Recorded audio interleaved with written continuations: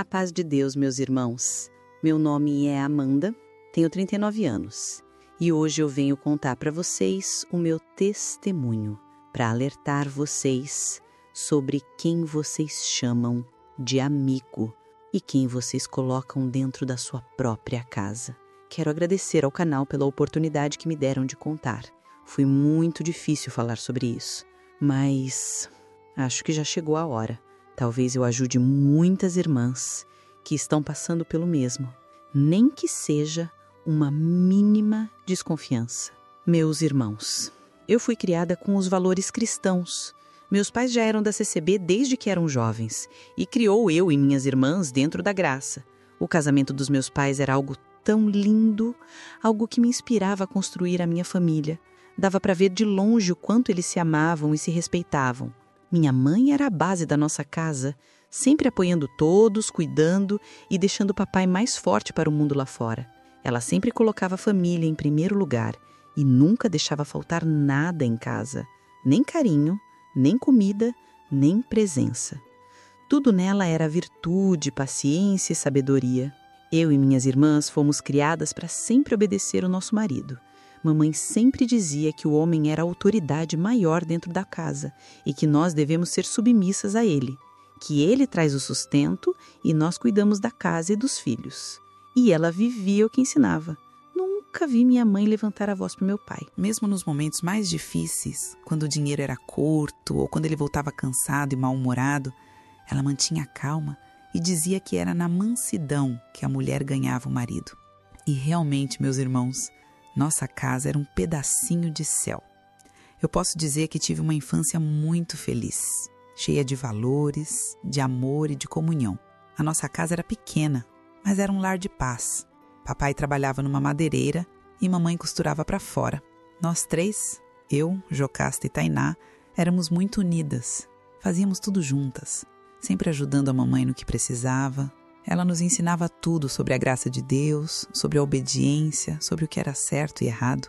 E dizia que o nosso maior tesouro era guardar o coração limpo para o Senhor, mesmo que o mundo estivesse do avesso lá fora.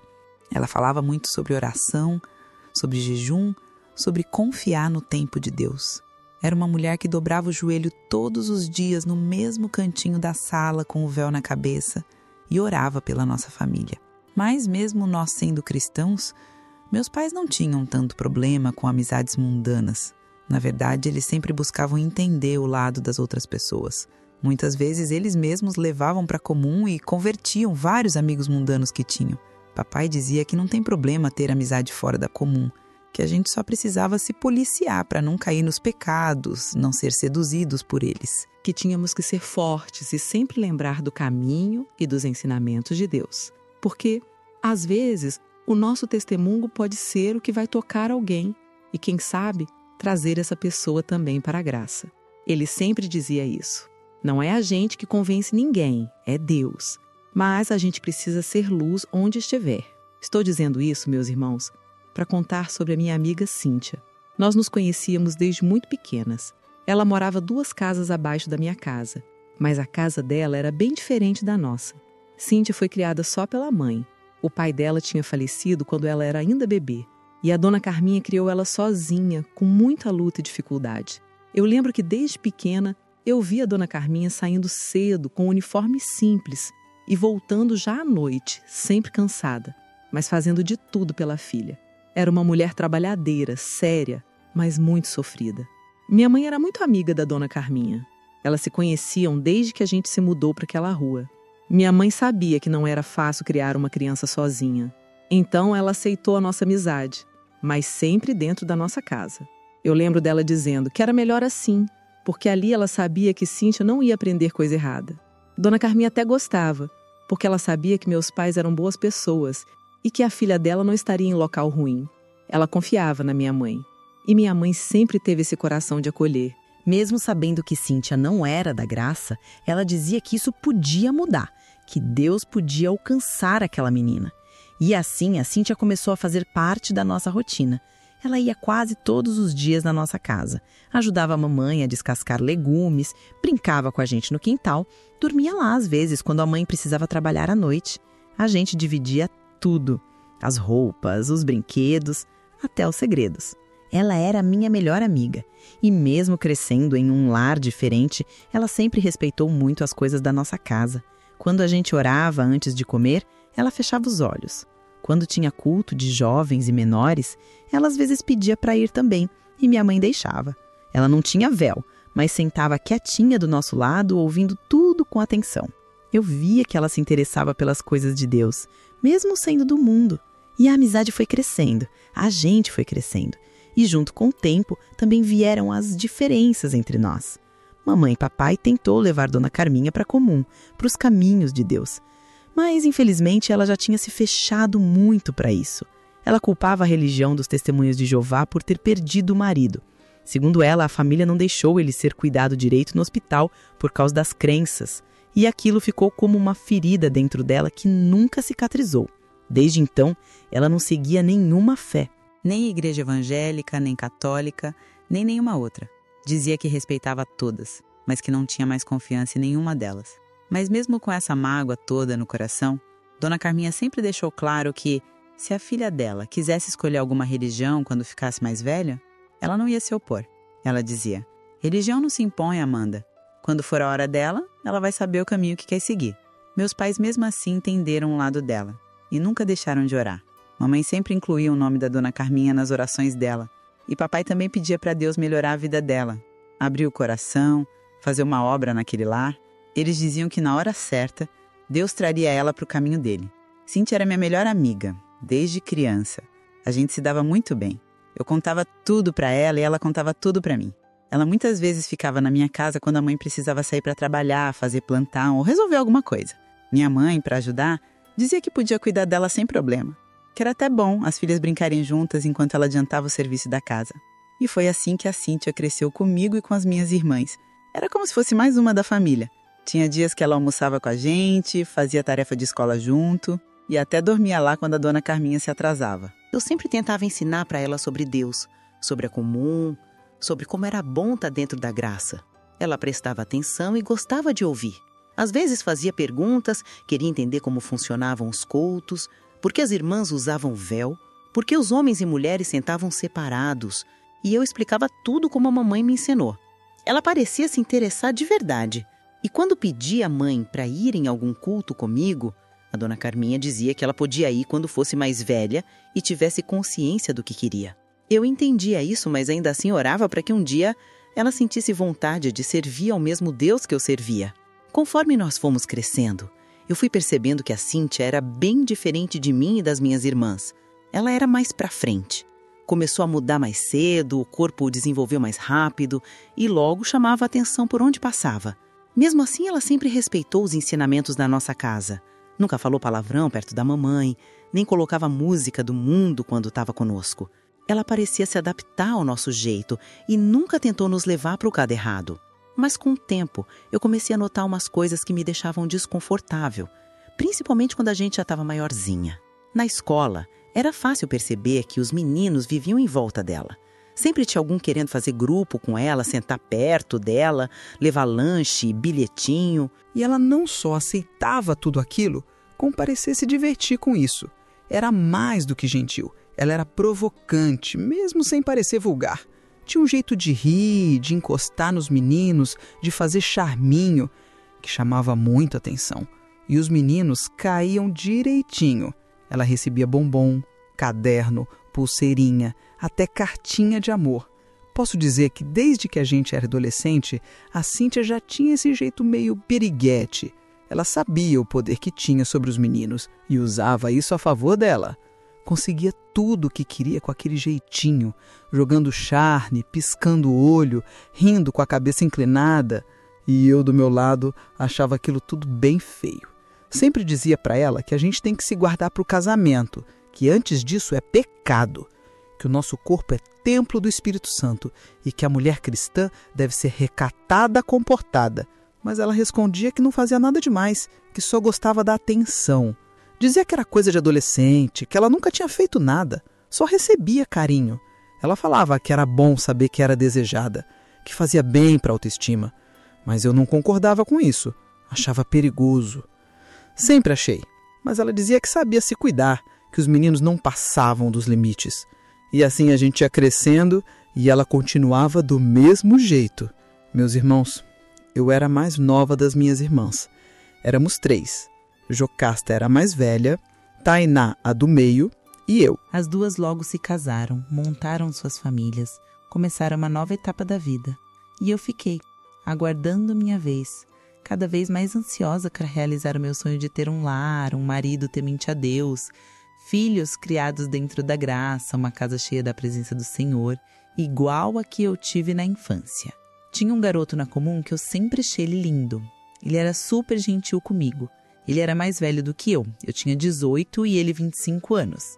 Então eu nunca pensei que um dia ele olharia para mim. Afinal, ele era um dos que todas as irmãs sonhavam em se casar e eu não era diferente. O nome dele é Lucas. Ele tinha nascido com a palavra e muitas das vezes nas reuniões de jovens e menores, o cooperador chamava ele e ele sabia a palavra de Deus. Isso chamava muita atenção para ele, então era bem cobiçado pelas irmãs. Mas acredito que de tanto eu orar para Deus, um dia ele finalmente me viu. Eu lembro como se fosse hoje. Foi num culto de jovens e menores num domingo de manhã. Eu estava ajoelhada, orando, e quando levantei o rosto, ele estava olhando para mim. Meu coração disparou, minhas mãos suaram, e eu fiquei tão sem jeito que abaixei o olhar na hora. A partir daquele dia, ele começou a puxar conversa comigo nos corredores da comum. Depois me esperava do lado de fora com mais alguns irmãos, perguntava se precisava de carona, e assim a gente foi se aproximando. Ele me tratava super bem, tinha cuidado comigo, sempre muito educado, me fazia sentir importante, como se eu realmente fosse especial. Meus pais adoravam ele. Diziam que era um rapaz de palavra firme, com futuro dentro da obra, muito respeitador. E eu, meus irmãos, não viam a hora da gente se casar. Era como se tudo estivesse encaixando na minha vida. Nosso namoro durou pouco tempo porque ele compartilhava dos mesmos sonhos que eu. Ter a própria casa, a própria família, criar os filhos dentro da graça. Com 6 meses de namoro, nós pedimos a palavra, claro. Eu sentada do lado das mulheres, ele do lado dos homens. O ancião que estava no culto naquele dia era muito usado por Deus. E quando ele abriu a palavra, a confirmação foi tão clara que até os irmãos mais velhos se emocionaram. Quando a gente saiu para fora, explodimos de tanta felicidade. Ele me abraçou e ali, na frente da minha família e dos irmãos, anunciamos que iríamos nos casar. Nosso noivado durou quase 1 ano. A gente queria tudo muito bonito. Ele dizia que queria me receber com tudo pronto, do jeitinho que eu merecia. Queria montar a casa toda antes de me levar para lá. E eu admirava aquilo nele, a responsabilidade, a visão de futuro. Ele me mostrava as fotos da casa em reforma, das coisas que comprava, das ideias que tinha. E eu fazia planos com ele, já sonhando com o dia do casamento, com os filhos que a gente teria, com os cultos em família, com as orações de madrugada, com tudo. Nesse tempo de noivado nosso, teve um dia que meus pais foram para a chácara do meu avô. Era um final de semana e, como sempre, me chamaram para ir junto. A dona Carminha, mãe da Cíntia, precisava fazer uma viagem a trabalho e pediu para minha mãe se a filha dela podia ficar com a gente. Como sempre, minha mãe disse que sim. E foi nesse dia que a Cíntia conheceu o Lucas. Antes disso, a gente quase não estava tendo contato. Ela tinha um namorado dela, passava muito tempo com ele, também estava estudando e trabalhando, então nossa amizade tinha esfriado um pouco. Mas quando ela apareceu na minha casa um dia antes da viagem, contando que tinha terminado com o namorado porque ele não estava respeitando ela, eu senti aquela conexão de novo, aquela vontade de contar tudo para ela. Contei do Lucas, como a gente se conheceu, como ele era gentil, como tinha sido a palavra, o noivado, tudo. Fiquei empolgada com a ideia deles se conhecerem. Afinal, ela era minha melhor amiga, mesmo com afastamento. Ela pulou de alegria quando eu contei. Ficou muito feliz por mim, me abraçou e disse que eu merecia tudo aquilo. Nesse dia, na chácara, eles se conheceram, mas o Lucas parecia um pouco desconfortável perto dela. Achei que era porque ele não tinha muito contato com pessoas do mundo. A família dele sempre foi muito firme nesse ponto. Nunca deixaram ele se misturar muito, nem participar de coisas fora da graça. Ele era bem reservado, mais calado. Então pensei que era só estranhamento mesmo. Em certo momento, ele até me perguntou o que meus pais achavam daquela amizade. Eu expliquei que a Cíntia tinha sido criada comigo, que meus pais sempre tentaram ajudar a mãe dela e que ela nunca desrespeitou nossa casa. Sempre foi educada, respeitosa, mesmo sendo do mundo. Parece que isso deixou ele mais calmo um pouco, sabem? Depois disso, eles até conversaram bastante. Ela não deu em cima dele na minha frente. Como eu disse, ela sempre respeitava a nossa família. Nunca foi abusada ou malcriada dentro da nossa casa. E isso fazia meus pais não enxergarem problema em ter ela por perto. Eu fiquei feliz que eles se deram bem. Afinal, ela era minha melhor amiga e ele seria meu marido. Eu queria muito que eles se gostassem, que ele gostasse dela como minha amiga, que ela gostasse dele como meu futuro esposo e que tudo seguisse bem. Nós três ficamos a tarde inteira conversando. Sentamos perto do fogão a lenha, comendo broa de fubá, tomando suco gelado de caju, rindo das histórias do vovô e olhando os passarinhos no quintal. Estava tudo tão leve, tão em paz, mas vez ou outra eu percebi umas olhadas demoradas do Lucas nela, mas achei que era coisa da minha cabeça. Não quis alimentar desconfiança, não naquele momento tão importante para mim. Não posso negar. A Cíntia sempre teve uma beleza de dar inveja. Era algo natural dela. Mesmo sendo do mundo, ela não era de passar maquiagem, nem se enfeitava muito, mas tinha um brilho próprio, um jeito de andar, de falar, que chamava atenção. Eu achava ela uma das mulheres mais lindas que eu já tinha visto, e confesso que ver ele olhando ela meio demorado me deu um pouco de ciúmes, mas tentei afastar aquele sentimento. Afinal, ele era meu noivo, e ela, minha amiga.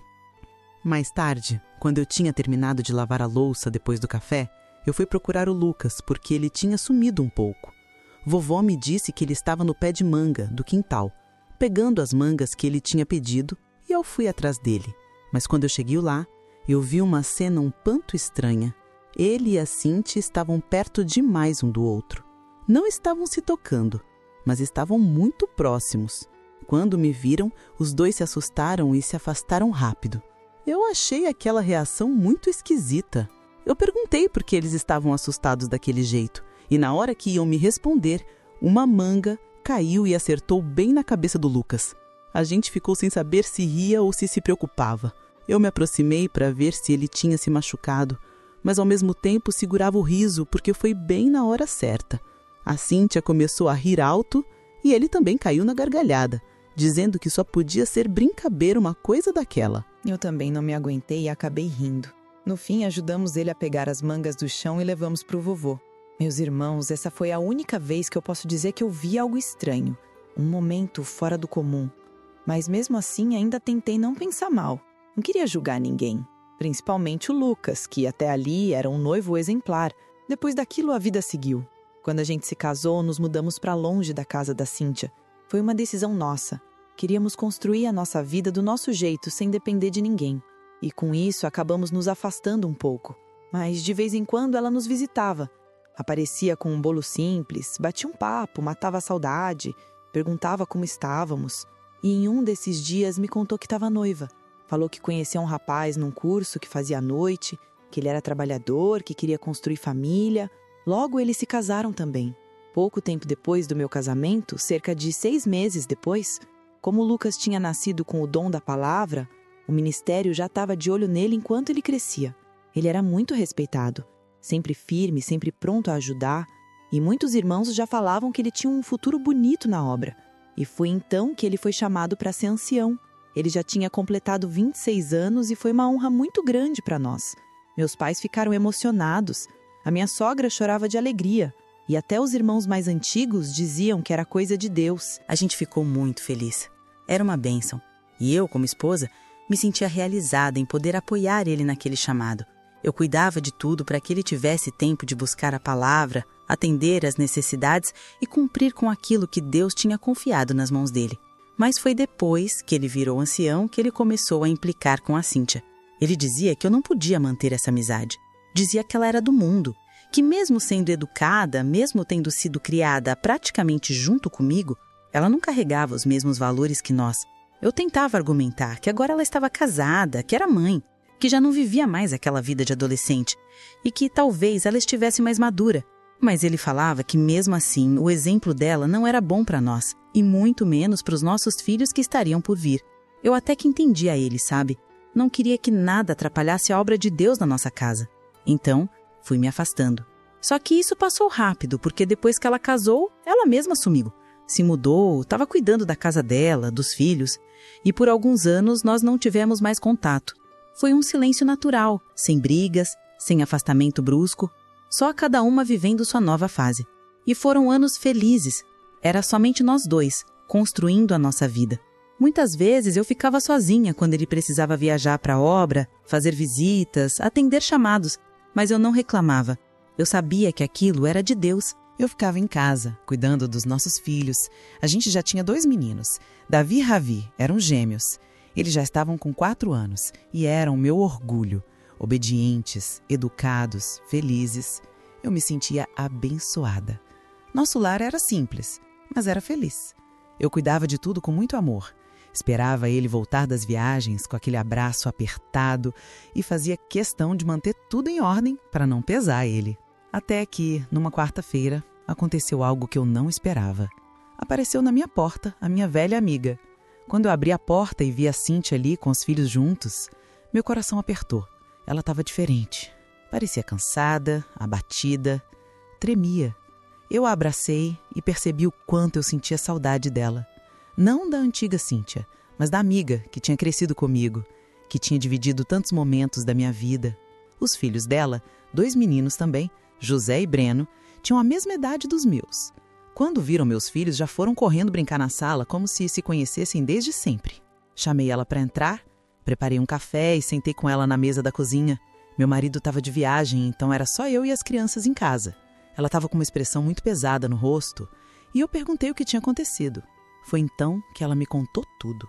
Disse que tinha voltado para a cidade, que estava na casa da mãe e que o marido dela tinha simplesmente ido embora e nunca mais voltou. Aquilo partiu meu coração. Ela falou que ele tinha mudado depois que os filhos nasceram, que não queria mais estar perto das crianças, que era grosso, frio, e que teve um dia que ela brigou com ele para defender os meninos e ele saiu pela porta e nunca mais apareceu. Eu lembro dela dizendo: Amanda, ele sumiu, me deixou só com as crianças, eu não tenho mais ninguém. Ela estava mudada, era mais madura, com um semblante sofrido. Eu vi ali uma mulher que precisava de apoio, não só como amiga, mas como mãe. Perguntou do Lucas e eu contei que agora ele era ancião, que viajava bastante, que estávamos bem. E naquela tarde a gente tomou café, comeu bolo, vigiamos os meninos brincando no quintal e fomos matando a saudade. Falei para ela que, sempre que precisasse, podia ir nos ver, que a casa estava aberta, que os meninos se davam bem, que era bom para eles também. E naquele momento, meus irmãos, meu coração foi movido pela compaixão. Eu queria ajudar, queria ser um apoio, queria dar a ela e aos filhos um pouco do que eu tinha de sobra. Paz. Quando meu marido chegou, eu contei a ele que a Cíntia estava de volta, morando na cidade. Contei que ela tinha vindo ali em casa e o que tinha acontecido com ela e o marido, que ele tinha abandonado ela com as crianças. Sumido sem dar explicação, largado tudo para trás como se eles não significassem nada. Meu marido ficou em silêncio por uns instantes. Depois suspirou fundo e disse que esses homens do mundo não querem saber das responsabilidades deles e que são fracos demais para Carme. Eu concordei. Disse que ela precisava de apoio, que não era por ela só, era pelas crianças também, que os meninos não tinham culpa de nada. Ele não gostou muito da ideia, mas depois pensou melhor e disse que talvez seria até bom, que as crianças brincando juntas dariam menos trabalho e eu teria mais tempo para cuidar das outras coisas da casa, desde que, nas palavras dele, ninguém desrespeitasse o nosso lar. E com isso, ele acabou aceitando. Então, meus irmãos, assim ela se aproximou de nós. Começou a ver na minha casa com mais frequência. As crianças se entendiam bem, brincavam no quintal, bagunçavam os brinquedos na sala, se chamavam de primos. Era bonito de ver. A Cíntia também parecia feliz de ter uma rotina mais leve, de ter alguém para conversar. Mas, com o tempo, fui percebendo que ela não tinha mudado tanto assim. Ela sempre vinha com alguma novidade de namorado. Falava dos encontros, das conversas, das mensagens. Às vezes até mostrava fotos. Dizia que estava conhecendo uns homens que talvez agora fosse sério. Mas era sempre a mesma história.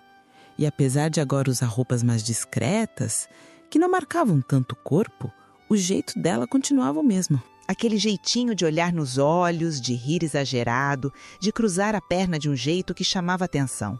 A mesma Cíntia de sempre. Até mesmo meu marido percebeu isso e começou a implicar com ela. Primeiro só comentava baixinho, depois passou a criticar mais abertamente. Dizia que ela era provocadora, que não respeitava os limites, que era um risco dentro da nossa casa. Sempre falava mal dela em qualquer oportunidade que tinha. Dizia que dava graças a Deus por eu ter sido criada diferente, com valores diferentes. Mas, ainda assim, aceitava a presença dela por causa das crianças. Dizia que elas não tinham culpa dos pais que tinham e que talvez, convivendo com os nossos filhos, tomassem outro caminho, aprendessem a viver diferente. Depois que ele me disse isso, eu fiquei com aquilo no coração. Comecei a pensar que talvez fosse hora de fazer algo por ela. E então pensei em chamar ela para ir na comum. Não sei como nunca tinha pensado nisso antes. Ela já tinha estado tantas vezes comigo, já tinha escutado tanto falar da graça.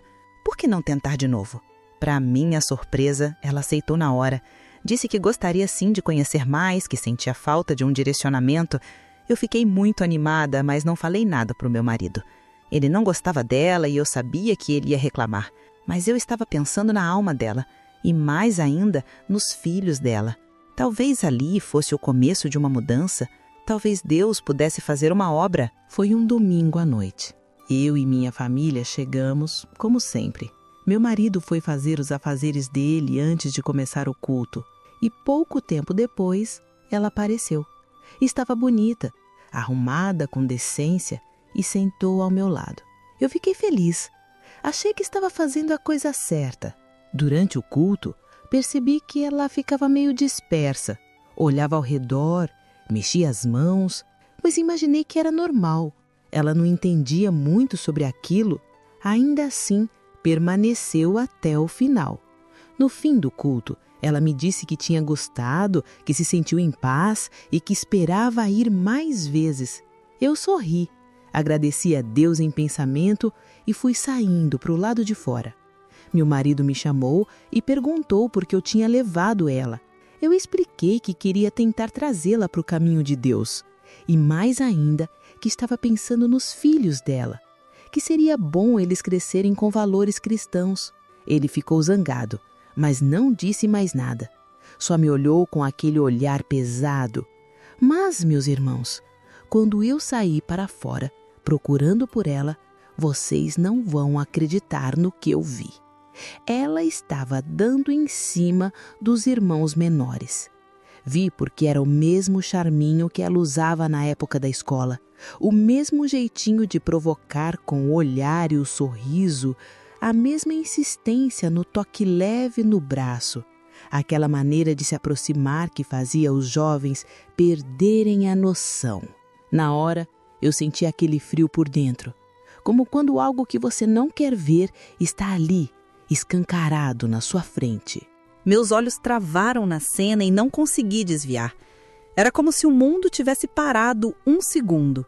Sem pensar muito, arrastei a Cíntia pelo braço e a puxei para longe com firmeza. A surpresa dela foi grande. Percebeu que eu a pegara desprevenida.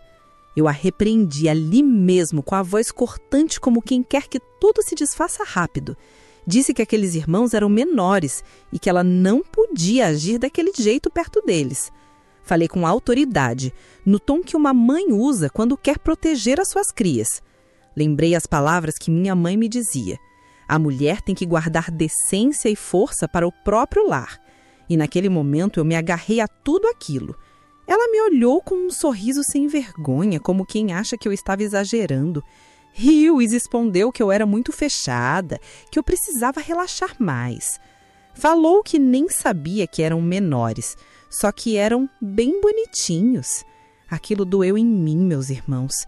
Não era só a provocação, era a falta de respeito com a inocência das crianças. Eu senti ódio subindo devagar, a sensação de ser traída pela confiança que dei a ela. Eu me lembrei de todos os conselhos que dera, de todas as vezes que a chamei para visitar pensando no bem dela. E ali, em segundos, tudo parecia virar traição.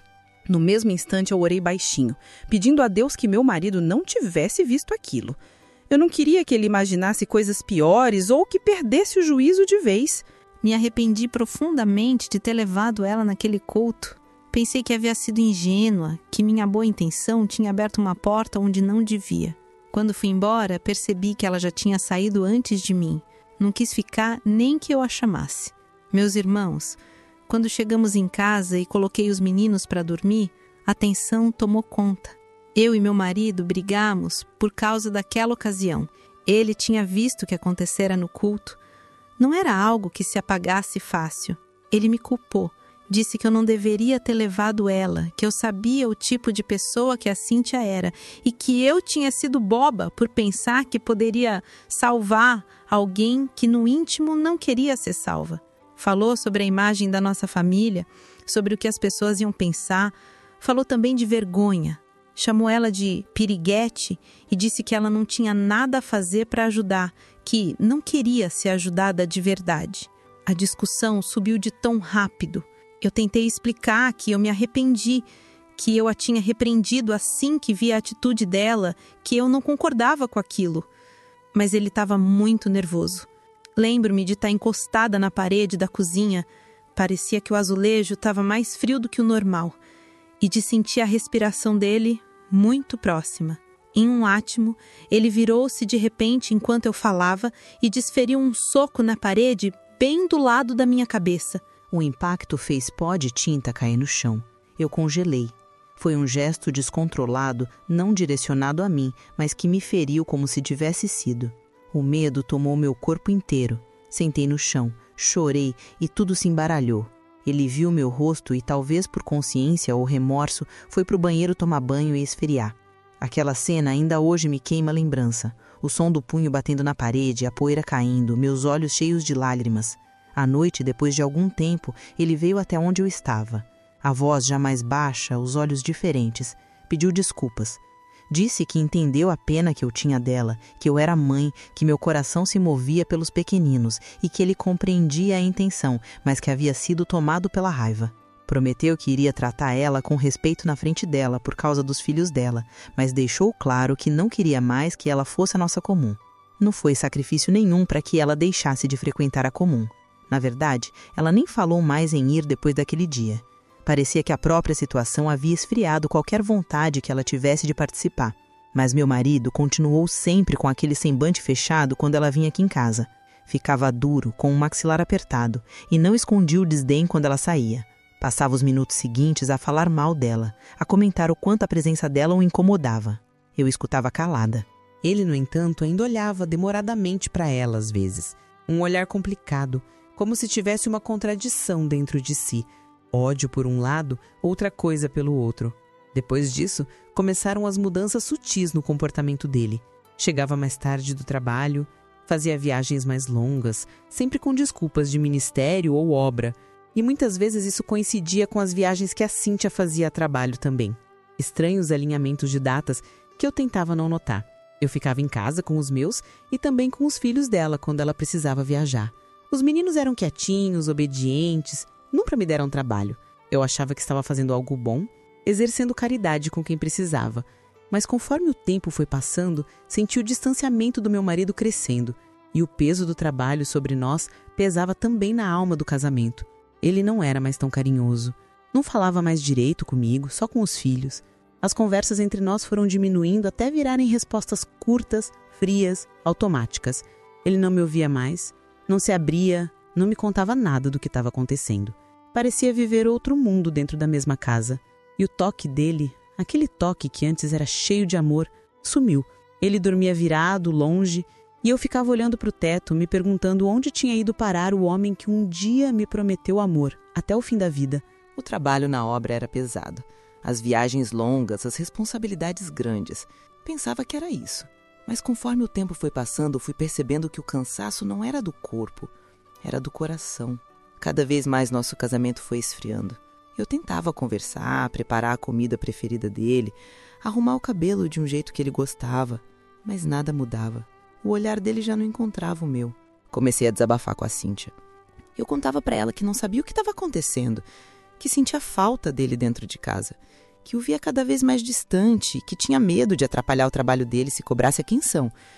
Eu não queria ser peso, queria ser apoio. E ela, sempre com aquele jeito calmo, dizia que nada de ruim ia acontecer. Que casamento era assim mesmo, que os homens tinham fases, que eu estava exagerando. E com aquelas palavras eu me acalmava um pouco, até o dia em que resolvi falar com a minha mãe. Minha mãe me escutou em silêncio, com aquela sabedoria que só as mães têm.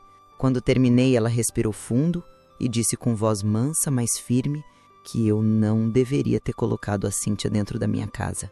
Disse que entendeu minha compaixão, que sabia da pena que eu tinha pelos filhos dela, mas que aquilo não era bom. Falou que ela era bem diferente da mãe dela e que desde que a Cíntia tinha aparecido de novo, meu marido não era mais o mesmo. Aquelas palavras ficaram batendo na minha cabeça como um eco. Eu quis negar. Disse para ela que a Cíntia nunca faria nada daquilo comigo, que a gente tinha crescido juntas, que ela me respeitava. Mas por dentro, uma dúvida começou a nascer. Mamãe tinha plantado uma semente de desconfiança que eu não consegui mais arrancar. Naquela noite, eu orei, dobrei os joelhos e falei com Deus como uma filha que pede colo. Mostrei toda a minha insegurança, toda a tristeza que eu vinha sentindo. Pedi ajuda para o meu casamento, pedi para Deus acalmar o coração do meu marido, pedi para ele me mostrar se eu estava errada. Falei com ele como se fosse a última vez, com lágrimas, com dor, com sinceridade. Eu disse que estava cansada de tentar adivinhar o que estava acontecendo, cansada de me sentir invisível dentro da própria casa.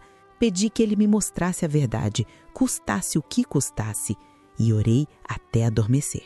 Meu marido estava viajando de novo. Já fazia mais de uma semana que ele tinha saído, e naquele tempo eu chorava quase todas as noites. Um mês inteiro de lágrimas, de silêncio, de solidão. E foi então, meus irmãos, que eu finalmente sonhei. Sonhei com ele voltando de uma viagem. O sol brilhava e ele vinha sorrindo, dirigindo o carro pela estrada que levava até a nossa cidade. Eu senti alívio em ver aquele sorriso. Pensei que tudo voltaria ao normal. Mas, de repente, em vez de seguir o caminho de casa, ele virou o volante e entrou numa rua que eu não conhecia direito. Parou o carro em frente a uma casa branca, com um portão preto, perto de uma praça. Era um lugar que eu sabia onde ficava, mas nunca tinha prestado atenção antes. Fiquei parada, observando de longe, sem entender. E me perguntei, o que ele está fazendo ali? Foi então que do meu lado direito surgiu um varão dourado, muito alto, que brilhava como o sol. Eu não conseguia ver o rosto dele direito porque a luz era forte demais, mas senti uma paz e um temor ao mesmo tempo. Ele tinha uma voz grossa, firme, que vibrava no ar. E ele me disse assim: eu estou aqui para te mostrar o que está acontecendo debaixo do teu nariz. Eu ouvi tuas orações, ouvi teus lamentos e cansei de te ver sofrer por alguém que não vale a pena. Eu tremia dos pés à cabeça. Só consegui perguntar: como assim, Senhor? O que está acontecendo? Ele estendeu a mão e disse: vem comigo. Quando ele segurou minha mão, senti um calor percorrer o meu corpo e nós atravessamos o portão preto. Entramos na casa e lá dentro eu vi o Lucas, sentado no sofá, sorrindo, conversando com alguém que eu não conseguia ver direito. O varão olhou para mim e fez um sinal com a cabeça. Então eu caminhei até o corredor. Quando cheguei na porta do quarto, meu coração quase parou. Lá dentro, vi a Cíntia. Ela estava de roupa íntima, se olhando no espelho, sorrindo. E logo em seguida, vi meu marido se levantar e ir até ela. Quando os dois se olharam, o ambiente escureceu e eu vi eles se beijando e se agarrando como um casal apaixonado. Era uma cena de traição, viva, nítida, impossível de negar. Eu voltei correndo pro varão, chorando, e perguntei o que era aquilo. Ele me olhou com autoridade e disse: esse é o motivo dele estar desse jeito contigo. Ele mente quando diz que nunca gostou dela, mas a carne dele fala mais alto. Essa casa ele comprou pra ela, e o motivo dele chegar tarde em casa é porque tá com ela. Se tu quiser confirmar, vai até esse lugar na terça-noite. Depois disso, o varão soltou a minha mão, e eu acordei com o coração acelerado, o corpo tremendo e a alma em prantos. Meu marido estava ao meu lado quando eu acordei do sonho. O coração parecia que ia sair pela boca. Fui até o banheiro e vomitei tudo que tinha no estômago. A sensação era horrível, como se algo tivesse me atravessado por dentro. Mas aquele sonho eu não contei pra ninguém, guardei pra mim. Era como um segredo que eu ainda precisava confirmar com os meus próprios olhos. Fiquei calado o dia inteiro, pensando, orando em silêncio, lembrando da voz do varão, da casa branca, do portão preto. Era segunda-feira, terça seria o próximo dia, e eu decidi que ia esperar. Na terça, meu marido saiu depois do almoço e disse que ia voltar bem tarde. Falou que tinha compromisso com irmãos de outra cidade, uma visita a fazer, e que não sabia que horas voltaria. Eu só assenti, sem questionar, mas por dentro minha alma já sabia. Esperei o horário que ele costumava chegar e nada. As horas passavam devagar e o meu coração batia mais forte a cada minuto. Peguei meus filhos e levei para casa da minha mãe. Disse que precisava resolver uma coisa. Lá, pedi para o meu pai me acompanhar. Falei apenas que precisava ir a um lugar, mas não disse o motivo de imediato. Quando chegamos, eu reconheci o lugar do sonho. A casa branca, com o portão preto, perto da praça. Meu pai olhou para mim, confuso, e perguntou o que estávamos fazendo ali. Eu olhei para ele e disse com a voz trêmula: Deus me revelou uma coisa em sonho. Eu preciso ver com meus próprios olhos. Descemos do carro. O portão estava destrancado, exatamente como no sonho. Meu pai tentou me segurar, dizendo que não podíamos entrar assim na casa dos outros, mas algo dentro de mim me empurrava para frente, uma força maior do que a minha própria vontade. Eu arrastei o portão devagar, com um barulho rangendo nos ouvidos, e entrei. Ele acabou vindo atrás, contrariado, mas veio. A sala estava vazia, mas dava para ouvir barulhos vindos lá do fundo da casa, sons abafados, risadas, gemidos. Meus pés tremiam, o corpo gelou, mas continuei andando. Entrei no corredor bem devagar, tentando não fazer barulho, e a porta do quarto estava aberta. Quando olhei, vi o que jamais pensei que veria na minha vida: meu marido e a Cíntia, direto no ato. A cena me destruiu. Na mesma hora gritei com ele. A voz saiu de dentro da alma, rasgando tudo por dentro. Chamei ele de canalha, de mentiroso, de falso servo de Deus. Disse que ele estava me traindo, que eu acreditava nele, que eu o defendi quando ninguém mais acreditava. Ele pulou assustado, tentando se vestir, e eu fui para cima da Cíntia, que tentava cobrir o corpo com um lençol. Puxei ela pelos cabelos e nós duas caímos nos tapas. Era como se toda a dor, toda a raiva, toda a humilhação saíssem de uma vez só. Meu pai tentou separar, gritando para eu parar, mas eu não ouvia mais nada, só chorava e gritava. Lembro de ver tufos de cabelo dela no chão, e o cheiro de perfume barato, misturado com suor e pecado. Meu marido veio até mim, tentando falar alguma coisa, e meu pai, tomado pela raiva e pela dor de me ver daquele jeito, deu um soco nele com tanta força que ele caiu para trás, sem reação. Foi como se, naquele instante, a justiça humana tivesse falado mais alto. Meu pai me segurou pelos ombros, me tirou de dentro daquela casa e me levou direto para a casa da mamãe. Quando chegamos, meus filhos já estavam dormindo. Eu tremia tanto que mal conseguia ficar em pé. Meu pai me segurava para eu não cair. Contei tudo para minha mãe, ainda soluçando. Ela me abraçou, me deu um copo de água com açúcar e disse para eu respirar. Contei para eles o sonho, o varão dourado, que Deus tinha me mostrado, cada detalhe. E ali, meus irmãos, meus pais entenderam que não foi um sonho comum. Foi revelação. Foi Deus me mostrando a verdade que eu não queria ver. Fiquei aquela noite toda na casa dos meus pais, em prantos. De manhã, bem cedo, fomos juntos ao ministério. Eu precisava contar o que tinha acontecido. Quando chegamos, os irmãos chamaram meu marido para conversar. Ele apareceu com o rosto ainda roxo do soco que meu pai tinha dado. Sentou-se diante de todos, com um olhar pesado, e ali, na presença do ministério, a verdade veio à tona. Ele ficou com tanta raiva de eu ter ido contar que se levantou exaltado, quase me agrediu na frente dos servos. Os irmãos tiveram que intervir e, no meio daquela fúria toda, ele confessou tudo. Disse que me traiu mesmo e que continuaria traindo. Disse que eu era feia, acabada, que depois da gravidez tinha ficado horrível, que não sentia mais nada por mim, que a Cíntia era diferente, bonita, firme e que ele tinha nojo de mim. Falou que se arrependeu de ter casado comigo logo depois que virou ancião, porque eu o prendia. Meus irmãos, Ouvir aquilo foi como morrer acordada. Cada palavra era uma faca entrando devagar no peito. Ele terminou de falar e saiu, me deixando ali chorando sem olhar para trás. Depois disso, o ministério se reuniu e ele foi retirado do cargo de ancião. Perdeu o lugar, perdeu a confiança, perdeu o respeito e logo depois sumiu. Ele não voltou nem para casa para pegar as roupas, não quis ver os filhos, não mandou notícia.